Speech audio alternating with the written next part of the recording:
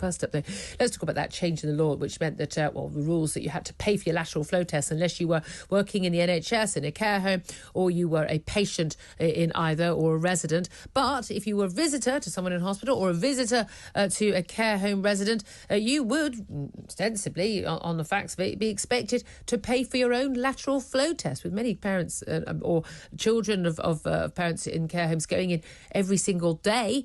We are looking at huge costs. Let's talk about this with Penny Hutchinson, who's a care rights activist whose 80-year-old mother has dementia and is in a care home. Good morning to you, Penny. Good morning, Julia. Thank you so much for joining us. There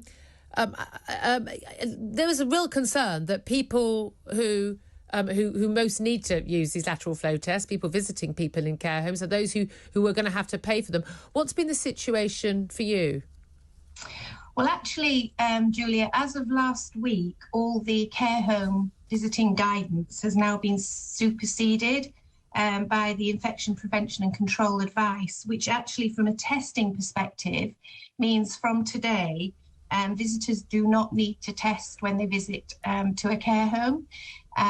What they do, if you're an essential caregiver and the idea is that you are giving personal care, then you do have to take a test, and you have to take 2 LFTs a week, which falls in line with all the carers, and those will be provided by the care home.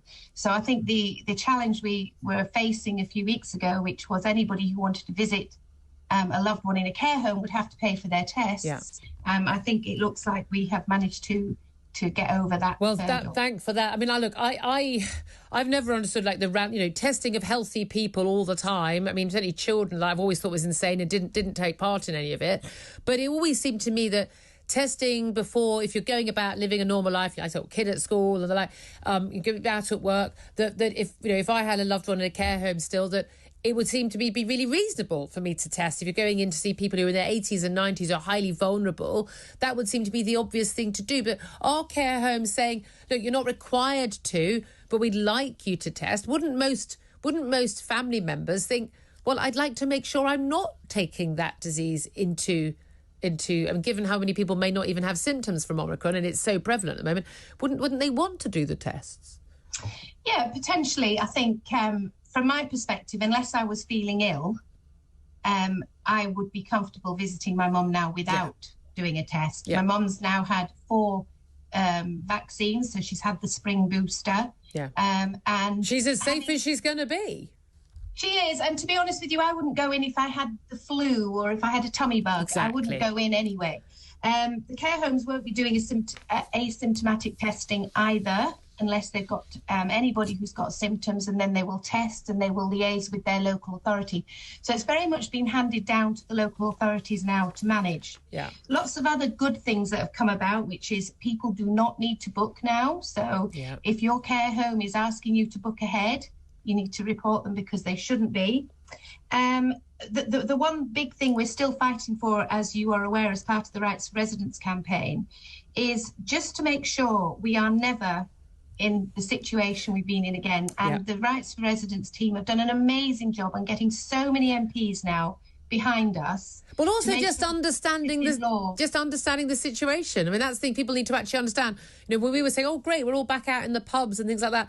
But residents in care homes were often still locked down in their rooms, unable to even leave their rooms for 28 days in a row because one member of staff on two floors down has tested positive.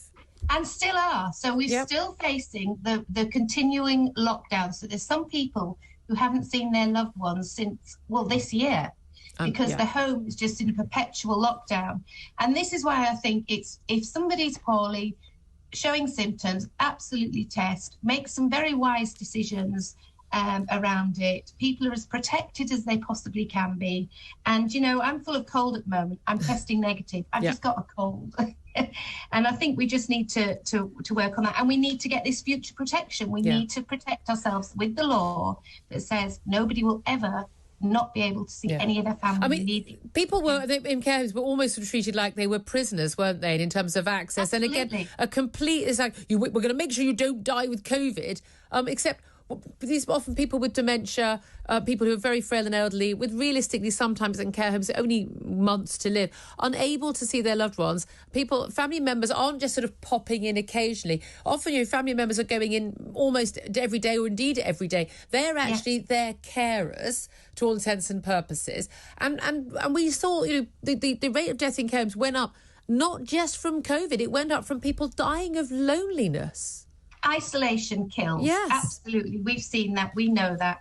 And, I think going forward, we must never, ever, ever fall into the trap of not, realising that and respecting that. And that's why we need this law. We need the law in place. Absolutely. Well, you've done fantastic work. Civil rights residents have done fantastic work. Penny Hutchinson, I really hope things do improve for you and many other families as well. Thank you so much for talking to us. 9:57 is the time. Let's hope improve after 10.